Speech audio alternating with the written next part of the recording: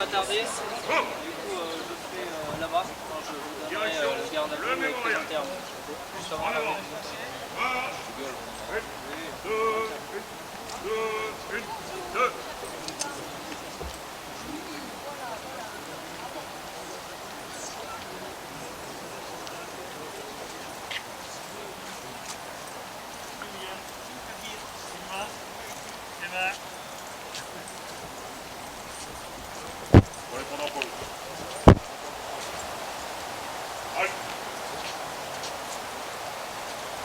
Serrez, serrez, et mettez mon arc à cercle s'il vous plaît.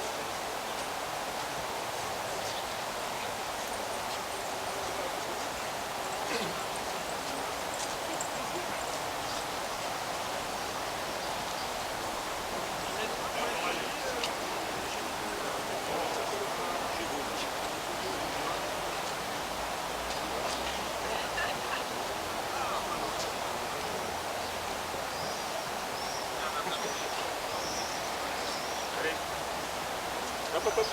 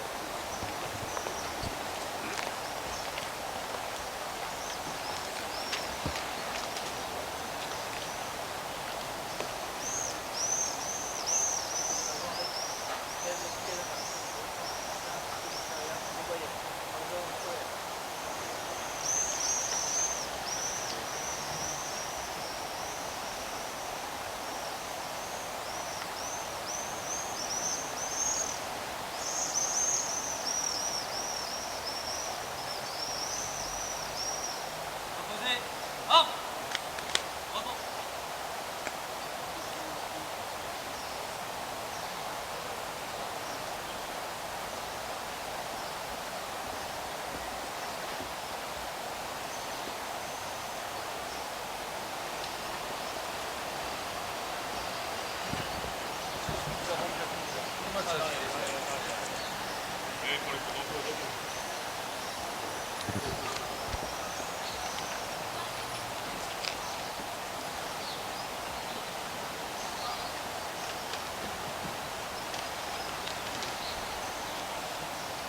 Mesdames et messieurs, bonjour, et surtout gracieuses autorités.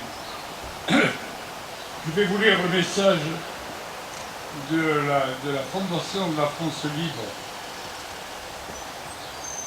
Voici exactement 85 ans.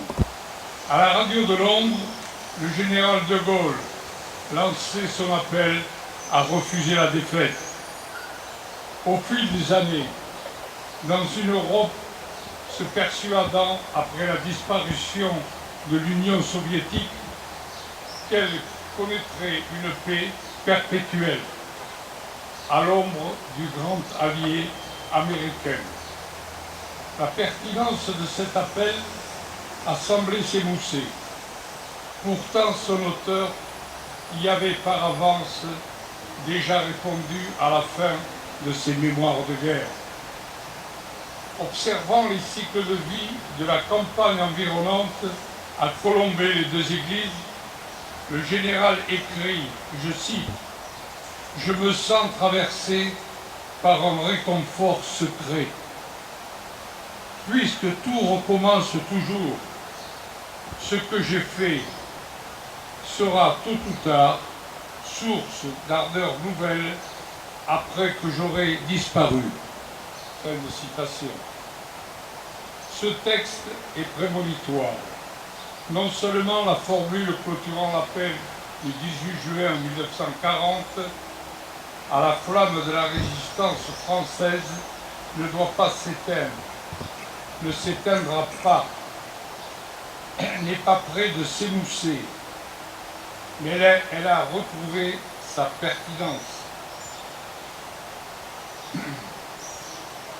Elle s'étend même à présent à une Europe qui, après l'agression de l'Ukraine par la Russie, a dû faire son deuil de l'illusion de la paix éternelle, puis s'est trouvée confrontée au doute quant à la pérennité de la protection américaine et à l'inquiétude devant l'embrasement du Moyen-Orient. Tout ceci questionne davantage notre capacité à réagir et à résister, en négligeant ce qui nous divise au profit de ce qui nous rassemble. Dans ce cadre, il est bon de se souvenir de ceux, Français libres et résistants, de la première heure, qui n'ont pas hésité ni douté, quelle que soit leur appartenance politique, philosophique ou religieuse. Il est bon de rappeler les valeurs pour lesquelles ils ont accepté de se sacrifier, et tout particulièrement la première, la liberté. Il est bon de porter, comme ils l'ont fait, un message de courage, un message de dépassement des particularismes, un message d'union, un message d'espoir en l'homme et en l'avenir. Je vous remercie.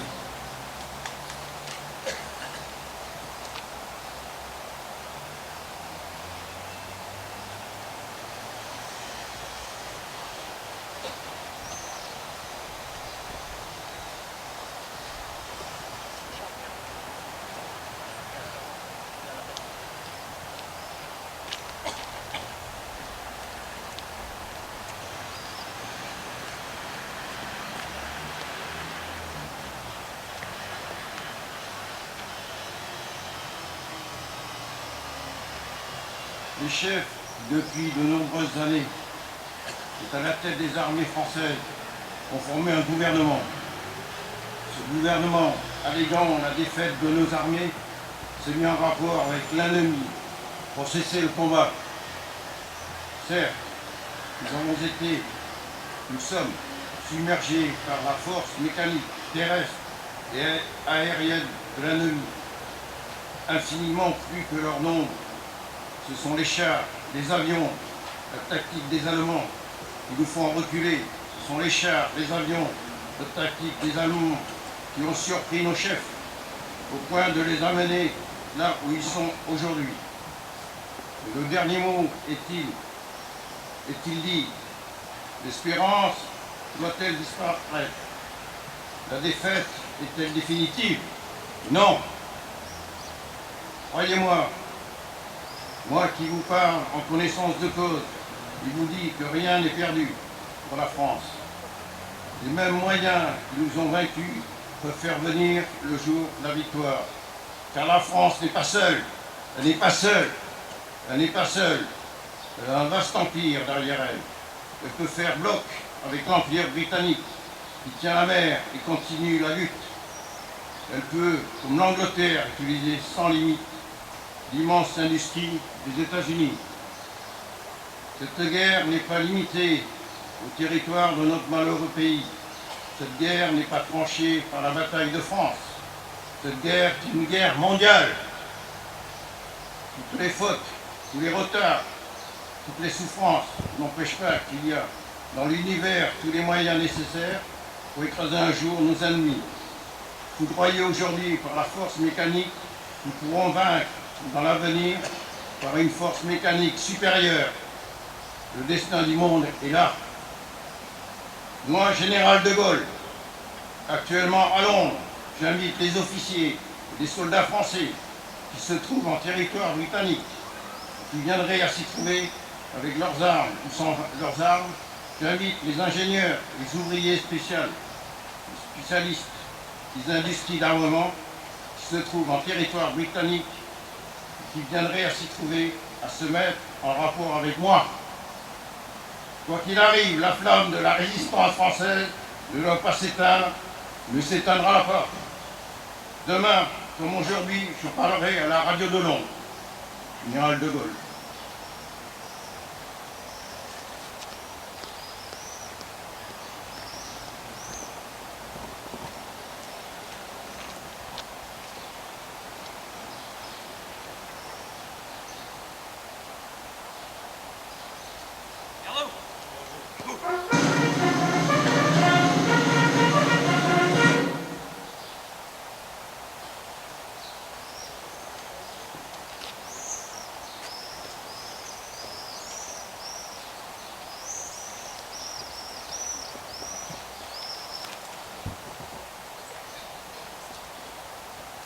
Message de Patricia Miralles, ministre déléguée auprès du ministre des Armées chargé de la mémoire et des anciens combattants. Londres, le 18 juin 1940 à 18 h, sur les ondes de la BBC, le cours de la guerre est dévié. Dans l'éclat brisé d'un monde en déroute, au milieu des cendres d'un pays dépossédé de lui-même, une voix dicte l'histoire, une voix ferme, solitaire, prophétique. Une voix qui constate l'échec et les blessures, qui convoque les serments anciens pour les victimes à venir. Une voix que la défaite n'a pas recouverte parce qu'elle ne venait pas du seul vacarme des armes, mais d'un souffle plus ancien, celui de l'histoire en marche, de la conscience en éveil. Cette voix, c'est celle de Charles de Gaulle, un général inconnu, naufragé de la défaite, sans troupes, sans moyens, sans gloire encore. Charles, le prénom royal, français depuis toujours, devenu républicain pour l'éternité, à l'heure où la République pouvait mourir. Il dit « La France a perdu une bataille, mais la France n'a pas perdu la guerre. » Il dit « La résignation comme la compromission nous sont étrangères. » Il dit encore « Rejoignez-nous. » Dans ce refus tenait un monde, celui que l'envahisseur n'a jamais pu soumettre, car il reposait sur des fondements invisibles. L'idée, la mémoire d'un grand et vieux pays, la fidélité nue à la République, à la patrie, à l'histoire, une fidélité sans condition, sans contrepartie, sans même attente de gloire. Son appel fut un acte de foi sans témoin, une promesse sans preuve, une parole d'avant la victoire. Et cette parole devint un combat de l'esprit et du cœur, le combat de la clarté contre la compromission, du sursaut contre l'effondrement. Cette volonté de poursuivre le combat pouvait surprendre, car, en cette heure, la France semblait vidée de ses forces. Elle n'avait plus d'armée pour se battre, plus de gouvernement pour résister, plus d'espérance, croyait-on, pour se relever. Mais il restait cela, une voix. Et dans cette voie, un fil tendu en ce qu'étaient les Français et ce qu'ils refusaient de cesser d'être. Alors, dans les ruines, on planta l'honneur. Dans l'ombre, on sculpta l'avenir. Au grand jour, on relevait la tête. Ils furent quelques-uns d'abord, rares, têtus, lucides, puis d'autres les ont rejoints, et d'autres encore. Puis, une armée sans uniforme, un peuple sans tambour, une nation sans partage. Un peuple d'humbles et de forts, de femmes dans l'ombre, de jeunes au regard ardent, d'anciens au pas discret, qui tous avaient ce point commun, ils n'avaient pas renoncé. C'est ainsi que l'appel du 18 juin, lancé dans le silence, devint une onde, un souffle, une chaîne humaine reliée par des liens invisibles. Un appel que peu entendirent ce jour-là, mais que l'histoire, elle, n'avait jamais cessé d'écouter. Depuis le 18 juin, n'est plus seulement une date, il est devenu un nom, qui ne désigne plus qu'une seule chose, l'espérance. Il trace le chemin rude et solitaire de la liberté reconquise. Il ne laisse derrière lui ni oubli ni effacement. Il confie aux vivants une parole qui ne se fige jamais. Car ce ne sont pas des mots vaincus ni des mots écrits pour les archives. Ce sont des mots à creuser, comme la terre meuble après la pluie, comme les consciences nues qu'un appel vient bouleverser.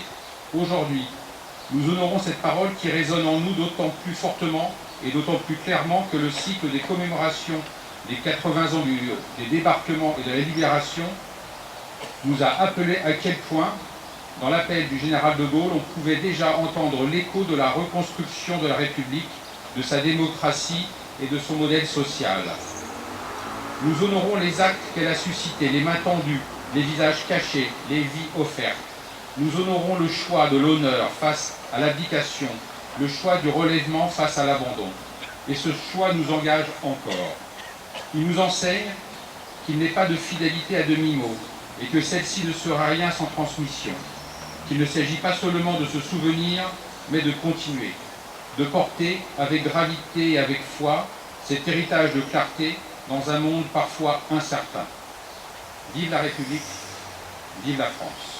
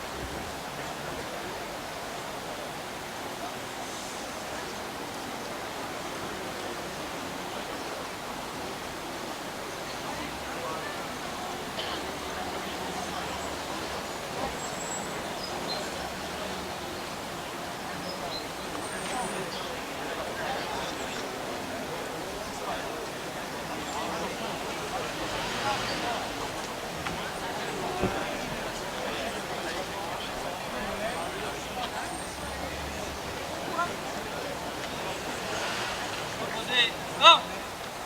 Repos.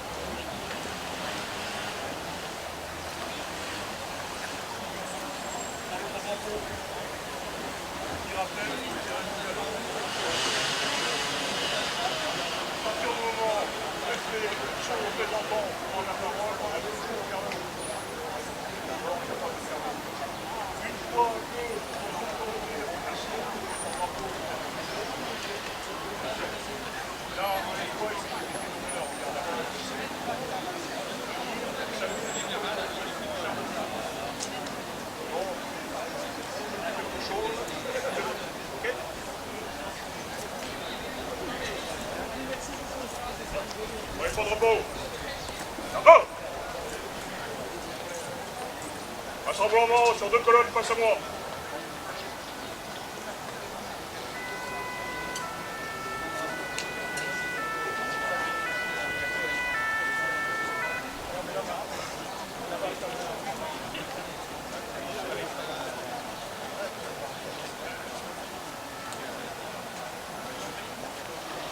Point de repos.